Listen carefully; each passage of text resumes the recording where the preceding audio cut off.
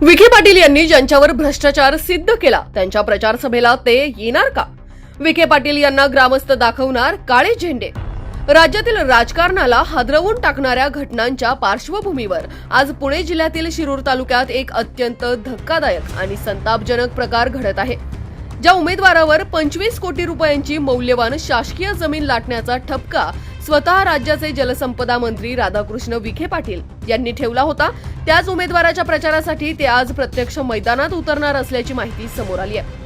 हा प्रकार म्हणजे जनतेच्या जखमांवर मीठ चोळण्यासारखा असून नैतिकतेचा, पारदर्शकतेचा आणि राजकीय प्रामाणिकतेचा घोर अपमान असल्याची भावना नागरिकांमध्ये तीव्रपणे व्यक्त होत आहे. अजितदादांच्या निधनानंतरही राजकारण. राज्याचे उपमुख्यमंत्री, पुणे जिल्ह्याचे पालकमंत्री आणि राष्ट्रवादी काँग्रेसचे अध्यक्ष अजित पवार यांच्या 28 जानेवारी रोजी झालेल्या अचानक निधनामुळे संपूर्ण राज्य शोकसागरात बुडाले आहे. या पार्श्वभूमीवर राष्ट्रवादी काँग्रेसने 3 दिवस प्रचार बंद ठेवून संयम व संवेदनशीलतेचे दर्शन घडवले, तर राज्याचे मुख्यमंत्री देवेंद्र फडणवीस यांनीही आपल्या प्रचार सभा रद्द केल्या. मात्र अशा दुःखद वातावरणातही मंत्री विखे पाटील यांचे शिरूर तालुक्यात येणे आणि वादग्रस्त उमेदवाराच्या प्रचारासाठी व्यासपीठावर जाणे हे केवळ दुर्दैवीच नव्हे तर जनभावनांना तुडवणारे असल्याची तीव्र चर्चा सुरू आहे. भ्रष्टाचारावर शिक्कामोर्तब आणि तरीही प्रचार. रांजणगाव कारेगाव गटातील उमेदवार स्वाती दत्तात्रय पाचुंदकर यांच्यावर रांजणगाव येथे 72 गुंठे जवळपास 2 एकर मोक्याची जमीन बनावट कागदपत्रांद्वारे हडप केल्याचा गंभीर आरोप आहे. या प्रकरणी गुन्हा दाखल झाला असून बॉम्बे हायकोर्ट यांनीही कारवाईस दुजोरा दिलाय.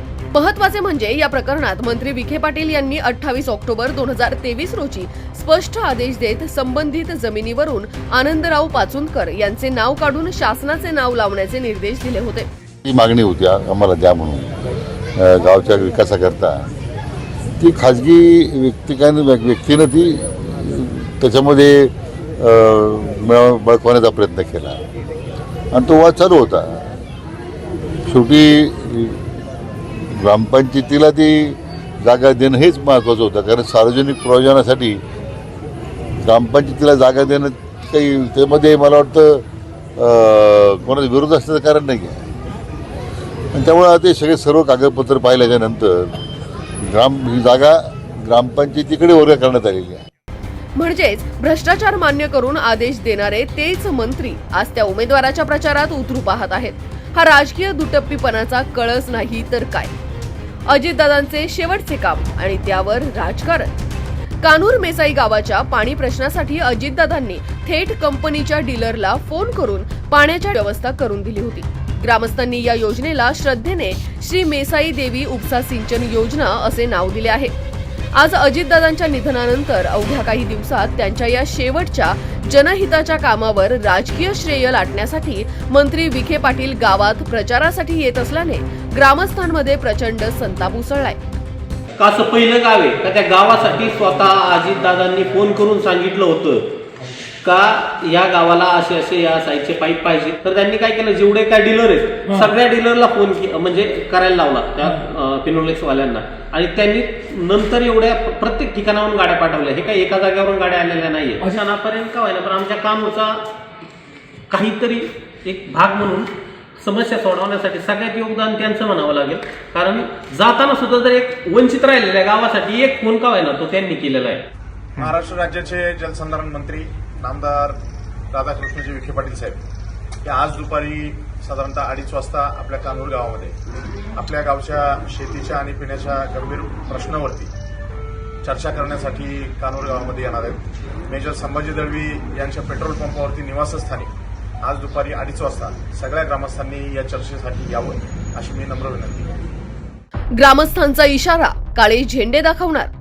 या अन्यायकारक वागणुकीविरोधात कान्हूर मेसाईसह संपूर्ण परिसरातील ग्रामस्थांनी काळे झेंडे दाखवून तीव्र निषेध करण्याचा इशारा दिलाय.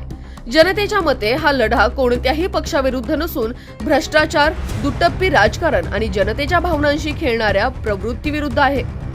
सहानुभूती, विश्वास आणि आदर. अजितदादांभोवती जनभावना. आज शिरूर तालुक्यातील प्रत्येक गावात एकच भावना आहे. अजितदादांनी आयुष्यभर जनतेसाठी काम केले. शेवटच्या क्षणापर्यंत ते लोकांच्या प्रश्नांसाठी झटले. त्यांच्या स्मृतीचा सन्मान ठेवणे हीच खरी श्रद्धांजली आहे. त्यामुळेच अजितदादांच्या नावावर राजकारण करून भ्रष्ट उमेदवारांना पुढे रेटण्याचा प्रयत्न जनतेला मान्य नसून हा प्रकार थांबवण्यासाठी जनता रस्त्यावर उतरण्यास सज्ज झाली आहे. ही निवडणूक केवळ उमेदवारांची नाही तर सत्य विरुद्ध असत्य, प्रामाणिकपणा विरुद्ध दुटप्पीपणा आणि जनहित विरुद्ध सत्ता लालसा यांच्यातील लढाई ठरत आहे.